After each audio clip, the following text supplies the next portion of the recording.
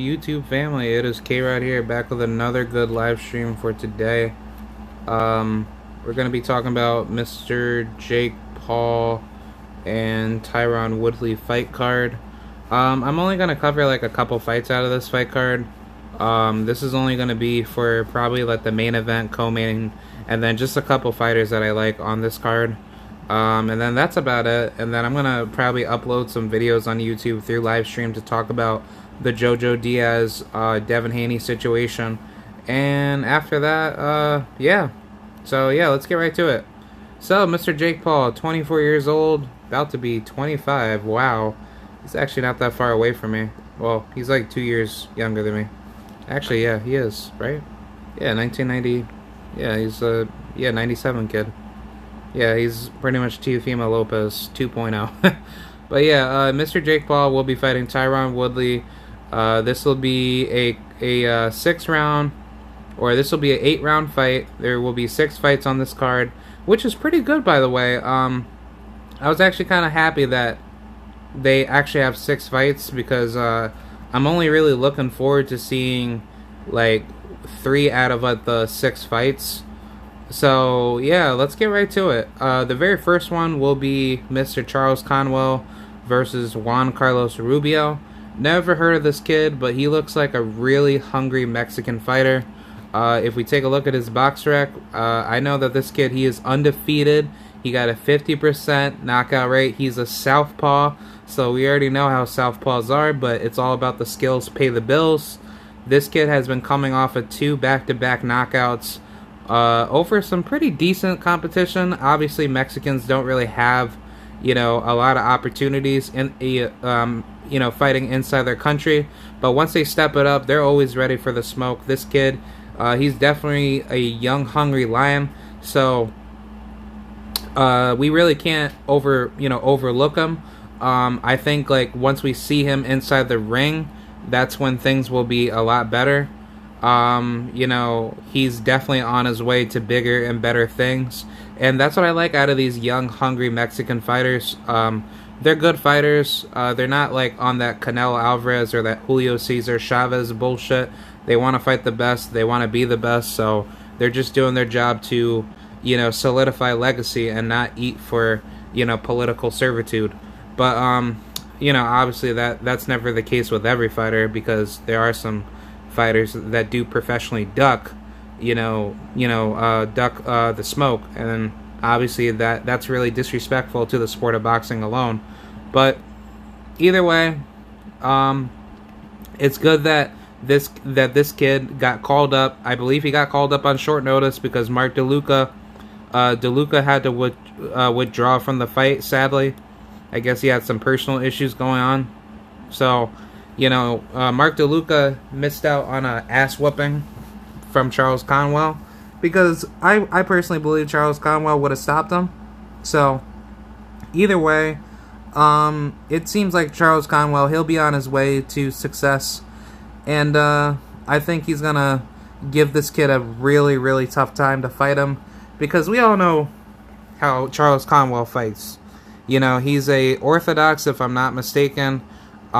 He has a 70.5-inch reach, which is pretty good. I know this kid that he's fighting, he's tall too. I think he's like 5'10", if I'm not mistaken. I mean, these guys are pretty much like a little bit shorter than me, but I'm 6 foot. Yeah, I'm 6 feet, and I could tell that these guys are probably going to come to fight. Just expect fireworks when you see a Mexican versus, an American, especially a black American, but they're testing each other to the highest standard.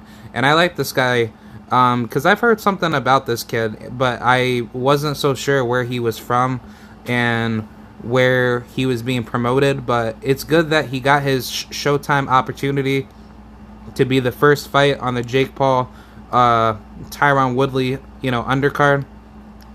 Because obviously I pretty much believe that obviously that the fight itself is going to, basically last, I want to say, like, honestly, like, undercards are probably not going to be that long, because we're obviously going to just see Montana and Daniel Dubois definitely give us some good fights, and Tommy Fury, he'll probably give Anthony Taylor a you know, somewhat difficult fight. I don't really see Anthony Taylor being so much of a big, you know, threat to Tommy Fury, because it's like this guy was pretty much coming out of Jake Paul's you know, fight camp, so it's like, you know, he obviously just took this fight just to, you know, probably test himself against Tommy. But if he gives Tommy a tough fight, I am definitely all for it, because Tommy Fury, he is a professional Euro bum. I don't think he's that good, but if he shows out and he proves to me that he wants to, you know, sell out and make big money, then I think him and Jake Paul could be that next fight, and that alone would definitely be a good fight, because at least Tommy Fury, you know, as much as I don't like the Fury family, but Tommy Fury will be that good next opponent for Jake Paul for the future.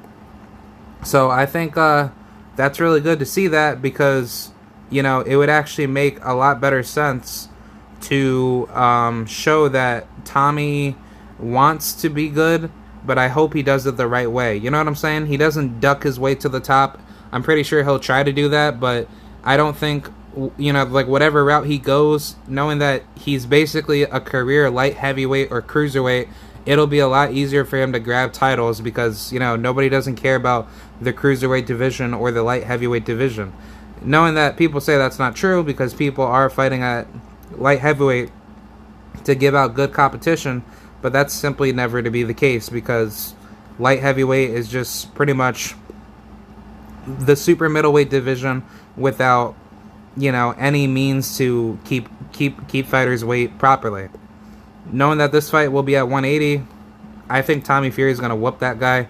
I don't really know too much about this guy, Anthony Young, or whoever the hell he's fighting. It really isn't appealing to me, of who these unknown American fighters are that I'd never heard of. But Anthony Taylor, I don't think he's that much of a good boxer that many would say. So I mean, it's going to be like a 6-round fight, so that's definitely going to be a big fight itself, you know, for Tommy Fury, for him to win, because, you know, if he wins this fight, there's talks to say that he'll be fighting Jake Paul next. So I like, me personally, I like to see that, because I want to see Jake Paul get his ass knocked out, and I want to see him get tested. But I think if Tyron Woodley, if he's going to be the first one to beat him, then I'll definitely have Tommy Fury next, because Tommy Fury will definitely see the exposure that Jake Paul will get out of a Tyron Woodley, which, don't get it twisted, Tyron Woodley, he's not a boxer, you know, which I will get to him later, but I'm just going to put it like that, like, he's not the type of guy that you think he is. But either way, let's just keep moving on. Daniel Dubois versus Joe Cusimano, same thing. I think Dubois is a very damn good fighter. But this guy, Joe Cusimano, we take a look at his box rec. Who has he fought? I'm not going to pull that Canelo Alvarez bullshit. I mean, he's 33 years old. He's out of Danville, Virginia, 6'4". He's actually a pretty good fighter. Not going to lie. No. Yeah, he's just been fighting no names. Sorry. Yeah, he, you know, good enough. You know, he has a solid resume. Not the best resume. He's been fighting 8-rounders.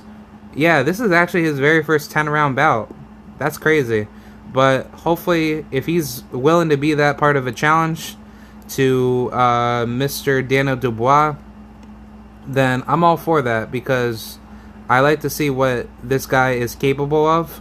But I definitely favor Daniel Dubois coming out to fight, because I think what he's going to do to this guy is going to be the same thing that he did to his last opponent, Dinu.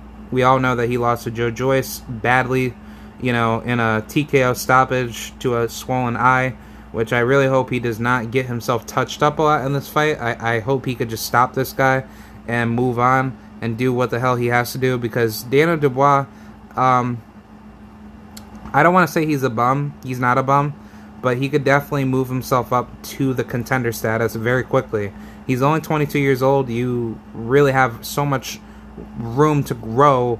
You know, his title opportunities are going to be a lot quicker compared to most heavyweights, which the average age in the heavyweight division that most people start at is usually like, you know, early 20s, late 20s, which is really bad, because you're supposed to really start at a younger age, like 19, 19, 18 years old, if not even 17 years old. But, I mean, it's really different for every fighter. So that's why, like, when you see guys like Deontay Wilder and Errol Spence come into the pro game a little bit late into their careers, they're still good fighters.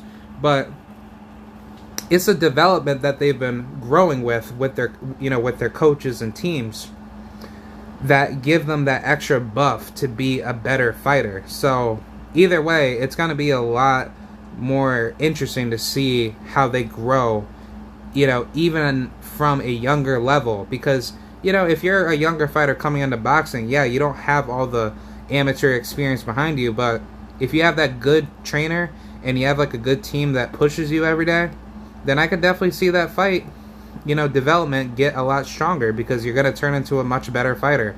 So losses don't really mean anything unless you let those losses defeat you mentally. But when you come into the pros early, 9 times out of 10, those fighters do turn out to be better fighters. But if you do come in late and you have a good amateur background, it does not prepare you for the pros. But if you're willing to keep growing faster and take all the bigger challenges, late into your career, then that's what's going to defy greatness. So I'm definitely looking forward to what Daniel Dubois is going to do, because I know he can become a world champion, and he can easily do it, because once Deontay Wilder and Tyson Fury leave, who else is left? Once AJ leaves, who else is left? It's going to be Trevor Bryan. He's out of Albany, New York. I live here. And then it'll be Daniel Dubois, and then it will be Jared Anderson. It'll be F.A. Ajagba. It will definitely be Steven Torres. He's going to be up there. You're going to see all these guys go at it until the new Lions come in. So you might as well take what you can get, and then when the new Lions come up, you can have those belts to say, all right, well, if you want to take me out, you got to become my mandatory. And then that's when, either it's like a make or break situation, whether if they still got it or they don't have it. Just because if a fighter loses their big fights does not mean that they can come back and re-dominate what was theirs. It's very possible to see fighters win against heavily favorited fighters. Everyone thought Daniel Dubois was going to beat Joe Joyce, and I thought so too, but as styles make fights, Daniel Dubois, he got styled on by Joe Joyce. Joe Joyce timed him, gave him everything that he did to him, and it made it easier said than done to say, okay, well, Daniel Dubois, he's not that type of guy to handle boxing IQ from a guy like Joe Joyce, who had like the slowest punches in that fight. But I think with a new and improved Daniel Dubois that has like an American team behind him, Daniel Dubois will become a world champion very, very quickly. If you bring him to that, let's just say a Deontay Wilder, Malik Scott type of camp, or I don't want to use like the Kronk gym, but if you had like Emmanuel Stewart training him, that would be good. And I think he's up there. I think he has good boxing IQ. He knows how to box, but he doesn't utilize it. He doesn't utilize the strengths that he has. So I think, if those tools are sharpened more in the future, I want to see Daniel Dubois fight a Andy Ruiz, fight a Dillian White. Get those guys off the, out of the heavyweight chain. If he could beat a guy like, Luis Ortiz, who is like the most duck fighter in the heavyweight division, that would be amazing. Because Luis Ortiz, he's struggling to get an opponent. So if Daniel Dubois, if he wants to take that high risk, low reward, and you were able to get a win off of him, you realize how much your stock increases. But I think I understand where he's coming from, because he just wants to get his confidence back up. He wants to fight guys that are going to push him little by little. And then, when you're ready for that world title, look, he already has 17 fights. And he's 22 years old. He's basically like, on the same scale with Devin Haney. Not to say skills-wise, but I'm saying career-wise, Daniel Dubois is ready to go into that young gun stage, that young buck stage, to start testing himself more. And I think when that time does come, I'm not going to say feed him to all the deadly lions. You have to... No, I want to say that for anyone, but I would say when you get into the game, you have to face your deadliest competition. That is how I personally see how things go.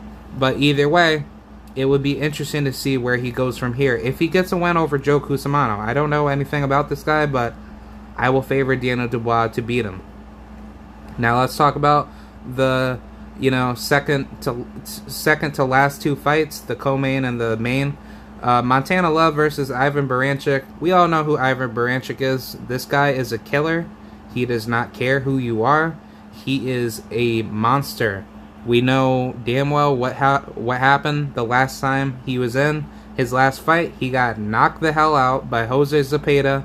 I thought that was a beautiful fight. That was a damn good fight, actually. And I like to see where he is going to go in his career. And it'll be interesting. Muhammad Ibrahim said, when is the fight starting? The fight will start tomorrow around 8 p.m. That's what it says on the fight card right here. I'm on Tapeology right now. I don't know where you are, globally, but if you're in the U.S., this will start 8 p.m. Eastern Standard Time if you're on the East Coast.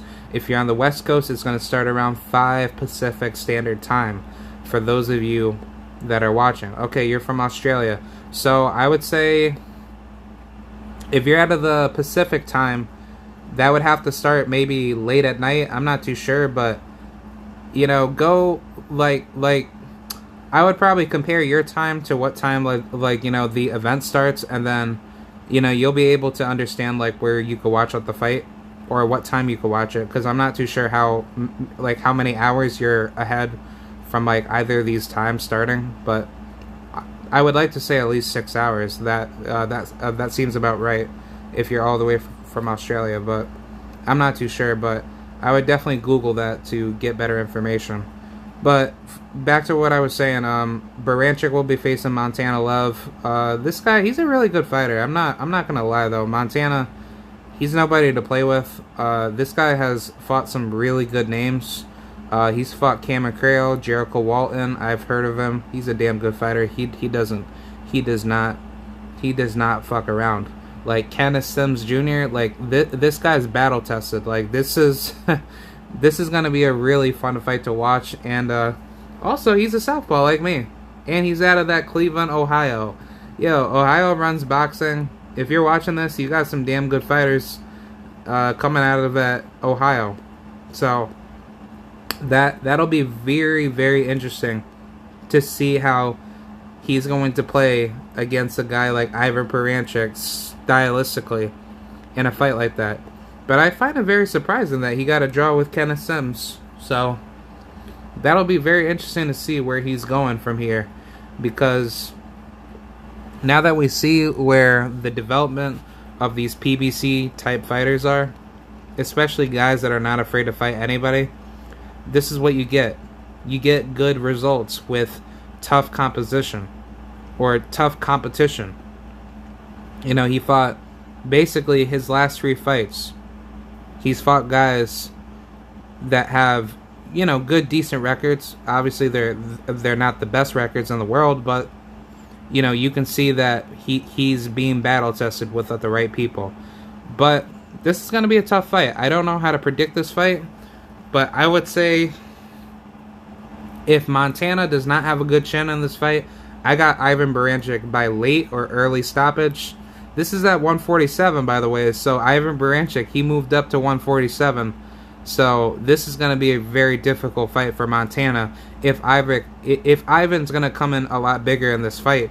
But if Montana, if he could outbox him and give this guy some issues, and I'm not so sure if he has that much of a knockout ratio.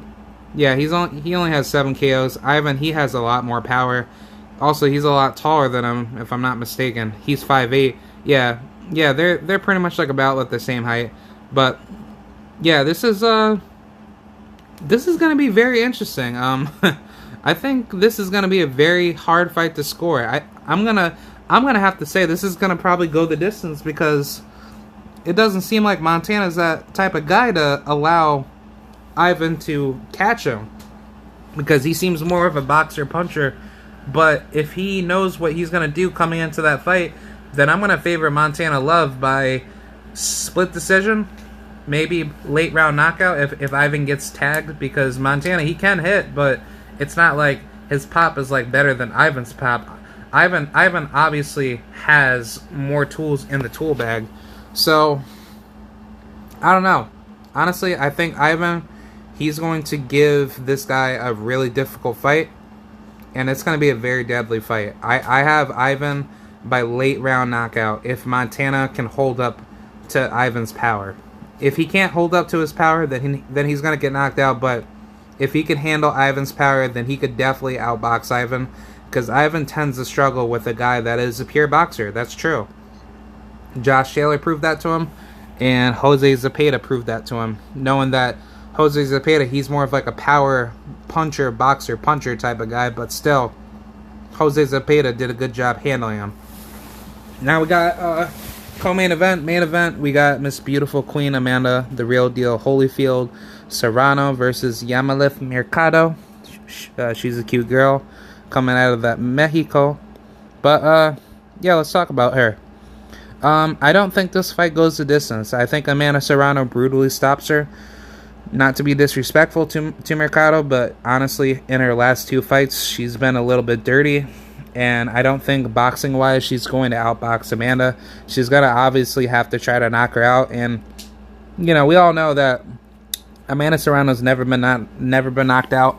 She's not that type of fighter to allow someone to hit her unless she's able to walk right through you.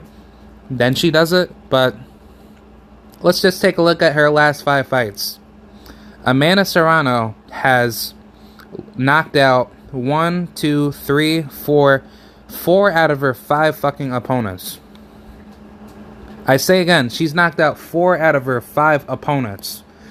Who is doing that in the featherweight division in female boxing? She has a 71.43 knockout ratio, and she's coming off of basically 5 back-to-back awesome victories. She's fighting all the best competition that's obviously put in front of her. She beats Daniela Bermudez in spectacular fashion.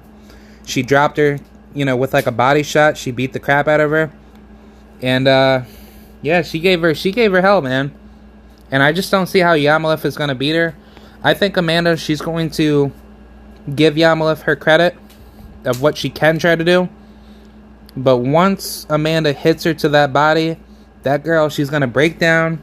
She's going to chop her down like a tree. She's going to be like, like Sindel at a Mortal Kombat.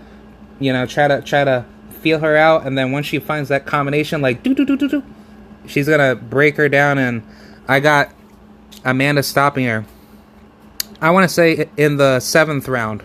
7th or 8th round. Conwell Local Sports predicted it's 7. But I'm going to predict 8. If not, it probably will just go to 6 because we can see that Yamileth, she does not like pressure. She is not the type of woman to force herself to the back foot and be comfortable when she gets hit with big shots, and then she doesn't really do anything smart as far as holding and keeping herself safe at bay. I think Amanda Serrano, she is great off her back foot. She has the height and reach advantage over her. And then on top of that, she just has better footwork, better defense, and she has better ring IQ too. So no matter how much people try to say, oh, Yamileth, she's going to let the girl to beat her again, blah, blah, blah, and she's better than her, she has youth on her side, but it's like, youth doesn't give you the advantage to win a boxing fight. It's who's the better, intelligent, more wise fighter. And we can see that Yamileth, she gets touched up a lot. So you mean to tell me a fighter that gets touched up a lot, she doesn't make a lot of adjustments, versus a fighter who doesn't really get touched as much, but she's able to make adjustments and beat you down and to basically pressure you by using defensive pressure boxing and use technical skills behind it? I'm going to have to go with Amanda Serrano. Amanda Serrano, she is a queen. She deserves everything that she does. She is definitely one of the faces of female boxing. And I personally believe she's going to steal the show. Or if Mercado, if she defeats Amanda Serrano, then good for you. I'm gonna give both of these ladies their flowers, because Amanda, she's a really good fighter. She's amazing. Yamileth, she's a good fighter. She's extremely young, around my age, which I'm a bit older, but still, she's a very beautiful fighter. I respect both of them, and I think Amanda, she's going to whoop this girl really bad. And it's only because that Yamileth's style is just all wrong for Amanda. It's basically tailor-made to a sense where you already know what she's going to do to Amanda. And Amanda, she's just going to break that body down. And she's going to hurt her. And I think Yamileth, she's going to learn from this fight. And she's probably going to get a lot of good experience from it. But like I said last time, it's going to be a really fun fight because there's going to be a lot of fireworks. I love watching Mexican Puerto Rican bouts. They're one of my favorite fights ever. But I'm always going to ride with styles make fights. And I think Amanda, she's going to come in, she's going to steal the show, and she's going to get a lot of good, awesome, loyal fans, which I am a huge, long-time loyal fan for her. Much love to the Queen Serrano. 41-1. I think it's going to be 41-1. That is going to be my final prediction for that co-main event. Now, we got Jake Paul versus Tyron Woodley.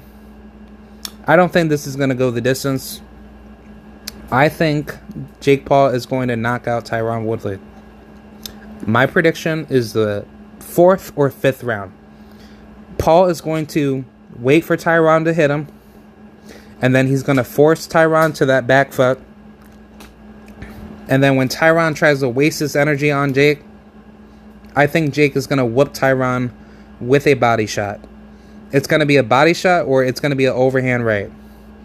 Knowing that Tyron Woodley, he is not a fucking boxer. Tyron Woodley is a fighter out of MMA. Tyron Woodley has never been in a boxing match. I don't care what anyone says. He is not a boxer. You just can't walk into the sport of boxing and say, hey, I already got striking skills, so I can just box. I'm sorry, it just doesn't work like that. I don't hate Tyron Woodley. I think he's an amazing fighter. He is the chosen one for MMA. But as styles make fights, and as sports are different from other sports, you just don't play boxing, and you don't play MMA, and you don't play wrestling. But I will always say you just don't play boxing, and you don't play MMA.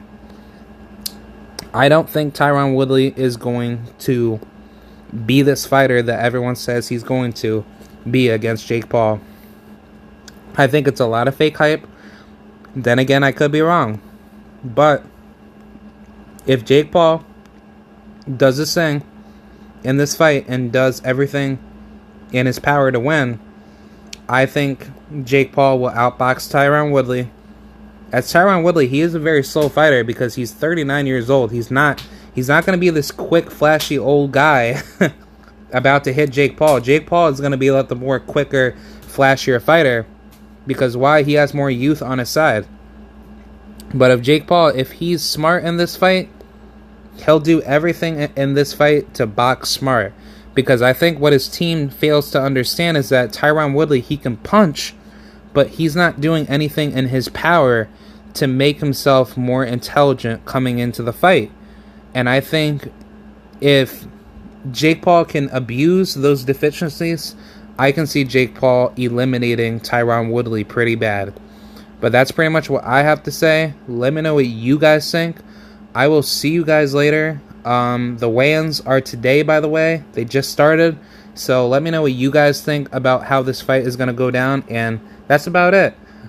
Huge shout out once again to Amanda the Real Deal Holyfield Serrano. Much love to you, Queen Serrano. Much love to you, Yamileth, for taking up the challenge. Best of luck to either lady who wins or loses.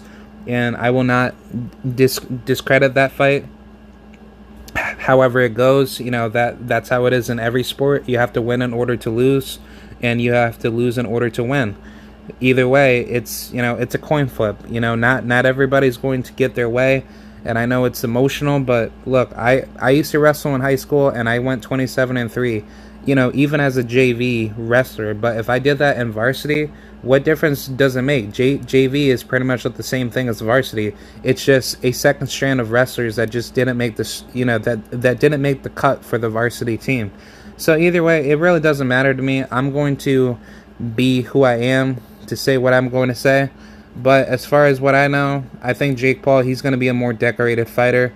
I think he's going to give Tyron a lot of issues. And for all this talk saying that Jake Paul could be cheating against Tyron Woodley, I find that hard to believe because wouldn't he already be exposed for that? I don't really know. But honestly, it's going to be interesting to see where Jake Paul's mindset will be at coming into this fight. And I really hope he does not cheat against Tyron Woodley, because if he does, I'm going to shit on him. So, that's pretty much what I got to say. I'll see y'all later. I will let you guys know on the updates for the post-fight for tomorrow night, which I have to work, unfortunately, but that'll be like around midnight, unfortunately, but I'd like to, still cover that for the future when that comes. So, I will keep you guys posted. Alright, I'll see you guys later. Bye.